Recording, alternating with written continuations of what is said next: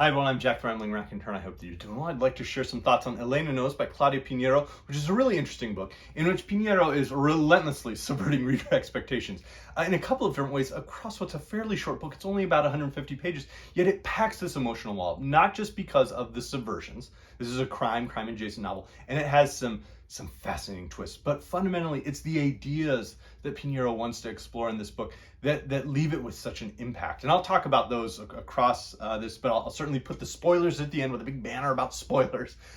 But this is an interesting book. And now it's, as I said, it's a crime adjacent novel, and Piñeiro specializes in using crimes to probe at the fabric of society or of a neighborhood or of a family, and to use the crime to reveal some aspect about that family or that society. And she fits into the great tradition of James Crumley, even Elmore Leonard, Newton Thornberg, certainly more recently someone like David Peace, as a writer who's specializing in that. But the subversions she has are across many levels. There's the obvious subversion, which is that this is a book in which a mother is investigating the death of her daughter. And so we have sort of that first surface subversion. We have a female detective who's a mother, and Elena is going to investigate the death of her daughter, Rita, who allegedly died by suicide a couple of weeks ago. So that's sort of the first level. Then there's the subversion that Elena's older. She's in her 60s. She's not a private investigator. She's not a retired police officer from the city. She's a mother who's going to do this investigation. But the subversion I think most readers who haven't read the book but have heard of it are aware is that Elena has Parkinson's. And so we now have multiple levels right there in terms of the identity of the woman who is our main character, who is our narrator that we're spending time with across this book. Because Elena knows, she knows these different things about her daughter Rita. She knows that she couldn't have died by suicide.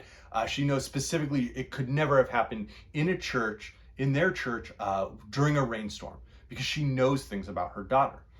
And so that's sort of the obvious subversions, that we have this unique situation in which we have a detective. But there are deeper ones. And this isn't a crime novel where there's going to be a big twist at the end where, it's not Murder of Roger Ackroyd or any of Agatha Christie's great novels where the rug gets pulled out and, no. Rather, here we have a thread in that rug being pulled, and it's just insistently tugged, that one thread. And as that one thread is tugged, eventually everything will topple over. We'll be sent back as readers trying to piece together different aspects, different anecdotes, different things that Elena knew or thought she knew, and piecing all of that together. But there's a deeper level of the subversion, and I don't think this is a spoiler, to go into something like this. So we get something like, no one knows as much about her daughter as she does, she thinks, because she's her mother or was her mother. Motherhood, Elena thinks, comes with certain things. A mother knows her child. A mother knows, a mother loves. That's what they say. That's how it is. She loved and still loves her daughter. And so, sure, yeah, she knows her daughter. She knows those different aspects about her, okay? But a deeper level subversion within the book is the relationship that exists between Elena and her daughter Rita, because that paragraph continues. That's what they say. That's how it is. She loved and still loves her daughter, even though she never said it. Even though they fought and kept their distance, even though their words were like cracks of a whip, and even if she didn't hug or kiss her daughter, she felt a mother's love. Is she still a mother now that she doesn't have a child? If it had been her who had died, Rita would have been an orphan. What name does she have now that she's childless? Has Rita's death erased everything she was? And so there's a much deeper question going on. And it revolves around the relationship that Elena and Rita have or had. The way in which they don't necessarily fit into the traditional mother-daughter filial love relationship.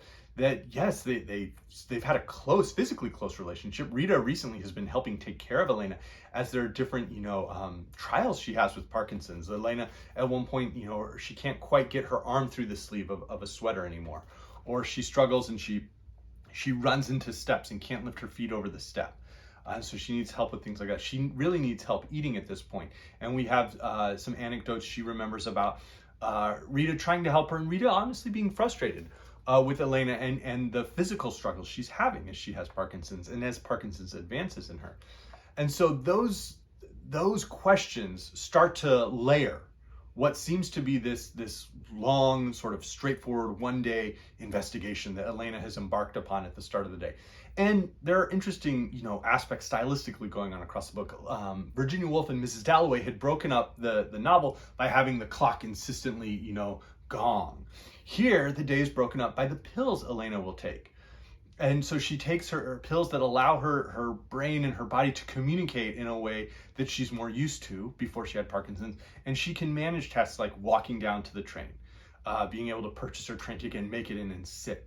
And then she'll wait while, the train's going. She can wait, and then she'll take another pill sort of at the end of that experience or at the end of a cab ride. And so her day is broken up, and the whole novel is just one day. With all of these great memories and anecdotes that she's drawing in and pulling together and weaving into this, central concept of how did Rita die? The day's broken up into her different pills she's taking across the day. And this is a book, as I mentioned, where Piñeiro is using a crime to push at society, to ask questions, but she also describes society in very thoughtful ways. So when Elena gets into a tunnel, she's the train tunnel, she goes, she won't lose it. Descend the stairs, holding onto the right rail, if possible on the right side, because that's the arm that responds best to what the brain orders. At the bottom of the stairs, turn left, walk through the tunnel, trying not to breathe in the smell of urine that saturates the walls, the ceiling and the floor which Elena drags her feet across, the same acrid smell since the day she crossed the tunnel for the first time, long before she ever needed any pill to help her walk, when she still knew nothing about dethroned kings or messengers, holding Rita's hand when she was a little girl, or several steps behind her when she stopped being little. Always the same smell of urine that burns her nostrils just thinking about it, always with her mouth closed and lips pressed tight to avoid inhaling it, and never opening her mouth a crack, dodging the woman selling garlic and spices, the boy who sells pirated CDs that she wouldn't be able to play, the girl who sells key rings with colored lights and alarm clocks that sound as she walks by. And so Elena remembers the neighborhood. She remembers all these aspects, but she can't quite see it the same way. We're told that the muscles in her neck have reached a point where the communication between her brain and the muscles keep her head looking down. And so people will come up and say something to her, and she can't really quite tell who it is. And that allows for a level of surprise at times with one character who comes up and interacts with her. But fundamentally, Piñeiro wants us to keep pushing at this concept through the crime and through Elena being convinced that she knows more than the investigator, and there's a whole subversion around him and who he really is. But Elena is convinced that she knows the truth, and ultimately she's told.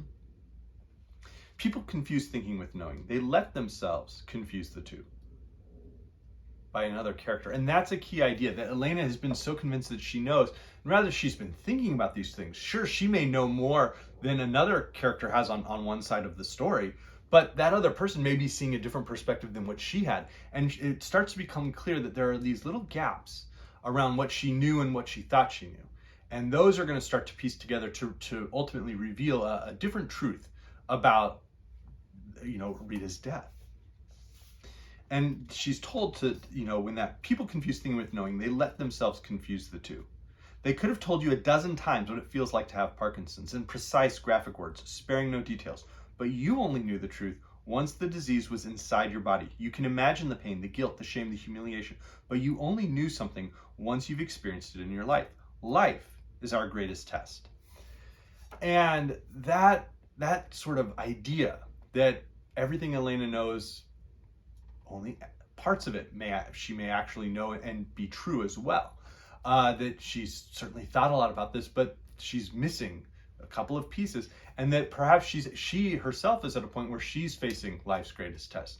As Rita, her daughter, has perhaps faced life's greatest test. As Isabel, the woman who she's seeking that day, this woman who she views in a way as a person who owes her a debt, and we're not told what the debt is initially, and who owes Rita a debt and who can help her, in a sense, finish this investigation, uncover what happened to Rita. That Isabel is having this conversation with Elena and sort of pointing out to her, you don't actually know everything. And we as readers have expectations that we came into this book with, and so we haven't known everything. And so there are so many ways in which Piñeiro is just very successful and really achieves, I think, what she set out to do with this book. Now, I want to talk about the works, of course, that I was reminded of, and then I want to talk about the spoilers at the end, and I'll put that in sort of a separate chapter note. But in terms of works I was reminded of course, In a Lonely Place from Dorothy B. Hughes. That, to me, is the great sort of crime novel that inverts all of these things. And in that one, it deals really with the idea that it's women, instead of being victims, can be the detectives. It was interesting reading this shortly after reading a Thomas Bernhard work, because Piñeiro chose epigraphs from two of Thomas Bernhard's works, Gargoyles and then the forest, what was it? The forest is large and so is the darkness, as epigraphs for the work. And so that sort of pessimism he has, I don't know that Piñeiro shares that in full, but I think she puts her characters in circumstances where they very much could possess the same pessimism that Bernhard's characters do. There's a way in which Elena, as a narrator, calls on the ideas that we see in like the Rime of the Ancient Mariner. She's telling her tale to us as readers, and we're very much in her mind from her perspective in a very effective way. I was, of course, reminded of Dead Girls by Seva Almada and the way in which that work, Almada is pushing against the concept of femicide and, really trying to get into this authentic, perspective about what it would feel like to be a young woman whose life could be in danger at any moment of the day, to be in a society where that's possible. I was reminded of Die My Love by Ariana Harwitz, the way in which Harwitz is questioning our ideas around, the traditions of being a mother. And I think Elena, and to a certain extent Rita as a daughter, reflect different sides of that same question.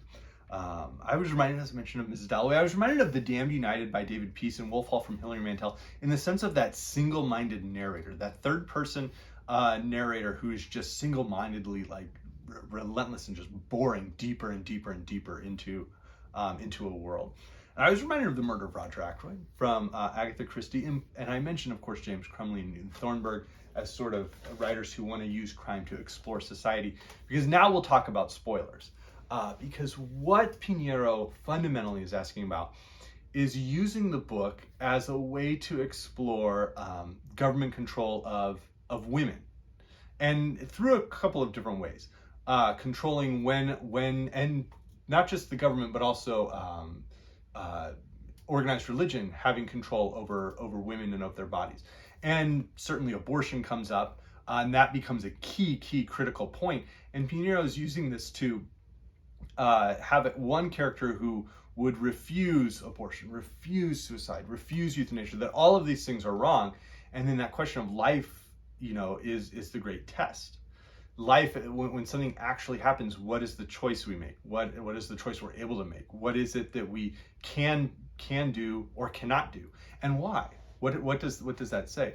And Elena never quite answers those questions herself as a narrator, and I don't know that Piñeiro wants her to. She wants to raise the questions for the reader, because Piñeiro has been very active in working to make abortion safe and legal in Argentina, and paralleling that work with certainly what's going on in the U.S. here, paralleling that with what's happened in various European nations is in the 15 years now since this novel was written.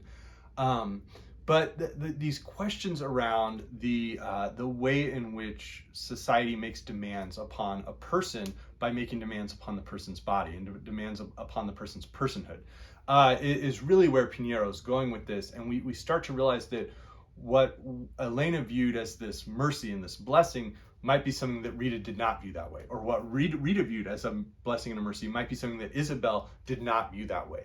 And so the deeper subversion lies there in helping us realize that crimes that were committed in this book are crimes that occurred decades earlier, not a crime that occurred 2 weeks ago. And so that makes it a book that I found very rewarding, not only to read, but to reread. So I'd be curious to know what others thought about this. I was astounded by it. I thought it was very justifiably shortlisted for the Man Booker International Prize. Although I do look forward to reading, what was it? I believe it was Tomb of Sand 1. But I'm certainly appreciative to Charcoal Press for translating works like this into English. And Frances Riddle did the translation. So let me know what you thought.